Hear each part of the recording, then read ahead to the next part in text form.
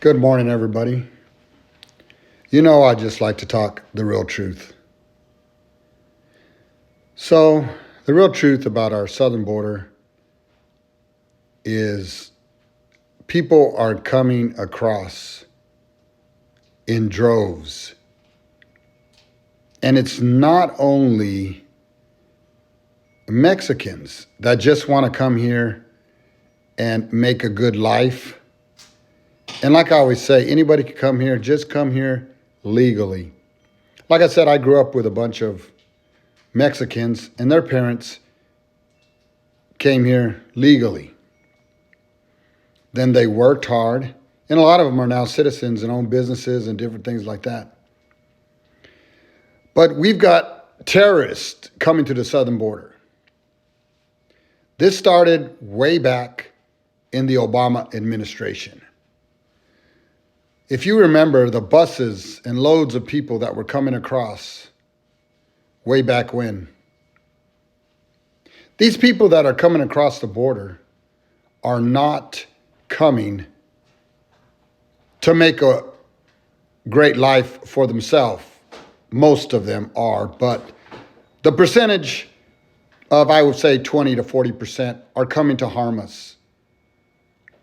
You now have terrorists coming through that border, and they've been coming for a long time. Whether it be the cartel, whether it be whatever, they are coming to harm us. And that's their intention. They are filtrating through that southern border. They come up in ships, come up through Cuba, even into Florida, and that's the other border. But I'm talking that southern border. They come up through South America. They come up through Guatemala. They come through Nicaragua. I firsthand, when I was young, at 23 years old, saw the war-torn of Nicaragua. It was sad.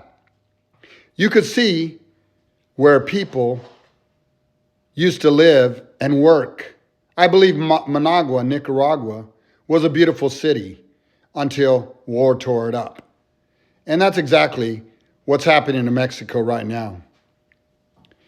Well, when Trump was in office, we were helping the Mexican government fight these terrorists, the cartel, and everything else.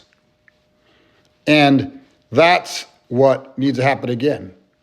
And I saw something saying, I don't know what politician said it. It may have been a Republican or a Democrat. If it was a Republican, probably a rhino. Said that Trump did not build the wall. Well, remember, Rome was not built in a day. And remember, the wall that got torn down, that Reagan said, tear down this wall, was not built in a day. Just like the wall of China was not built in a day. How long? Let's go look back and find out how long it took to build those walls. It took a long time. Trump was in progress, but because of them cheating the election, his progress stopped. Right now, and I've said this again, we would be in great shape as Americans. We would be prospering more. We would be living more. We'd be spending more time with our families. But now most of us, again, just like in the Obama administration, way back when, a lot of us had to work 2 or 3 jobs to survive. And right now, let's go on another subject, the military budget. I really want to see that vote this week and see who really supports our military and who really wants us to succeed in this world. Because without our military, we are nothing. We are just open to all attacks. And right now, we are open to all attacks because we've got our military spread thin. And that's what happened during the Obama administration. In the Trump administration, we stayed home a lot. There were no wars. Well, excuse me. We had the one that was already going on in Afghanistan. And that war,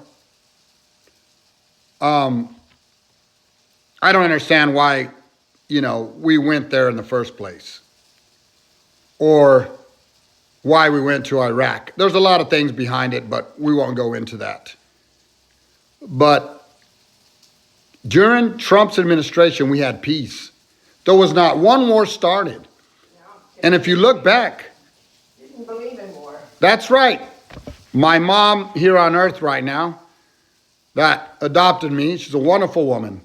She's 94 years old, and she gives me a lot of wisdom about the past and things going on. She just said, we had peace. There was no wars going on with the Trump administration because he doesn't believe in it. And sometimes we had to fight wars. And yes, he believed in it when there was a cause and he had to take somebody out that was a threat to a country that was trying to dehumanize people and just eliminate people. Just like I believe Assad was trying to do when Trump sent our troops and we bombed them that fast. Many of these wars could be over that fast. We're powerful, but we do it in the wrong way. And you know what? I'll talk about some other wars since I'm going in the wars. The Vietnam War. My father talked to me about the Vietnam War. The Vietnam War should have been over very quickly. But when they first went over there, they said, just be police. Just be police. Say, stop, don't shoot. Are you kidding me? We could have went in there, done what we needed to do, and get out. But there's always something behind something. There were people who wanted to make money. It's always about money. Always about money. Yes, Mom, you're right. Always about money. There were people who, with Weston and Cobalt, that made money. There were people that made money on tanks. I'm not even going to mention a name because you already know them. But see, and I always go back to this. There would not have been a Vietnam War if Kennedy was alive. They killed Kennedy so they could prosper. Yes, they did. And Kennedy was a Democrat. But you know what? I'm a Republican. I've been a Democrat, and I'm going to put that out there. The reason I was a Democrat in Louisiana, and we'll go into another subject now, this is the truth, was because a Republican incumbent, when I was a Walmart manager, cussed me out on the phone. And I wanted to meet him in the general election, and I would have.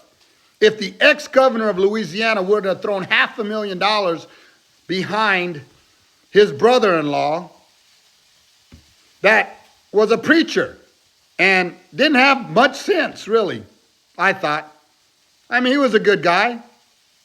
I remember my son, when I was campaigning, I have to say this, he walked up to this man, he didn't even know it was my opponent, and said, my dad's going to beat David Melville and beat John Fleming. Well, I lost, and you know why? Because I kept my morals and integrity. Yeah, they showed me only raising so much on the books, but they're such liars in Louisiana. Louisiana has put me through hell, and that's another story. Read my book that's coming out soon, hopefully by the end of this year or sooner, and you will know what really happened. Yeah, when you're a good man and a Christian man, the devil's going to fight you like no tomorrow. And that's okay because I'm going to win in the end. And God has a big plan. I mean, they throw me in jail just like they did Paul. But I'm still here. I'm still standing. And I'll keep standing. I'll keep moving forward. And nothing will stop me. And you know what's crazy is all that's going to be turned around. Because my God is greater than all that. But when I went to jail, I helped a lot of men in there. I got them saved. I got them filled with the Holy Ghost. I got to tell this quick story. I would walk around the jail, just walk around early in the morning, and I'd pray in the Holy Ghost. And this one guy, he didn't like me, but he started following me. And he was born again, but he started following me around the jail. And there was a reason he didn't like me, and I'll continue. I only get 10 minutes, but I'll finish up. And but anyways, I'll go into another 10 minutes because I only get 10 minutes. I had to fight my way back when TikTok kicked me off, and I had to start all over again like